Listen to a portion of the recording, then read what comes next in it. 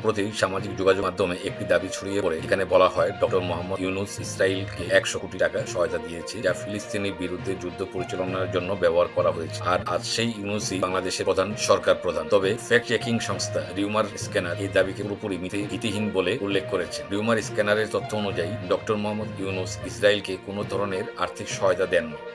এই গুজব উদ্দেশ্যমূলকভাবে ছড়ানো হয়েছে, যার কোনো বাস্তব ভিত্তি নেই। তাছাড়া ইসরায়েলের পররাষ্ট্র মন্ত্রণালয় এবং ইউনূস সেন্টারের উভয়ের এই তথ্যকে সম্পূর্ণ মিথ্যা বলে অস্বীকার করেছেন। যে ভিডিওর মাধ্যমে এই দাবি প্রচার করা হয় তাতে একটি বেসরকারি টেলিভিশন চ্যানেলের লোগো দেখা যায়। রিউমার স্ক্যানারের অনুসন্ধানে জানা যায় ওই ভিডিওটি 17 ডিসেম্বর 2023 সালে ইউটিউবে প্রকাশিত একটি ভিডিওর মতো। এই ভিডিওতে বাংলাদেশের ইসরায়েল স্বীকৃতি না দেওয়ার বিষয়টি নিয়ে আলোচনা করা হয়েছিল। তবে সেখানে ইসরায়েলে ডক্টর ইউনূসের ১০০ কোটি টাকা সহায়তা দেওয়ার কোনো তথ্য ছিল না। রিউমার স্ক্যানার সরাসরি ইসরায়েলের পররাষ্ট্র মন্ত্রণালয়ের মুখপাত্র লিওর হায়াতের সাথে যোগাযোগ করলে তিনিও বিষয়টি পুরোপুরি অস্বীকার করেন। তিনি বলেন, প্রথমবারের মতো আপনার মাধ্যমে জানতে পারলাম যে ডক্টর ইউনূস ইসরায়েলকে সহায়তা দিয়েছে। তাছাড়া ইসরায়েল দাতাদের কোনো সহায়তা প্রকাশ্যে জানায় না। এছাড়া ইউনূস সেন্টারও এই দাবি প্রত্যাখ্যান করে জানায় এই খবরটি পুরোপুরি মিথ্যা এবং উদ্দেশ্য প্রণোদিত। এটি মূলত ডক্টর ইউনূসের সুনাম নষ্ট করার জন্য ছড়ানো হয়েছে। এর আগেও ভিত্তিহীন তথ্যের উপর ভিত্তি করে ইন্টারনেটে একই ধরনের গুজব ছড়ানো হয়। রিউমার স্ক্যানার জানিয়েছেন তারা বিষয়টি নিয়ে দ্রুত ফ্যাক্ট চেক প্রতিবেদন প্রকাশ করেছে, যাতে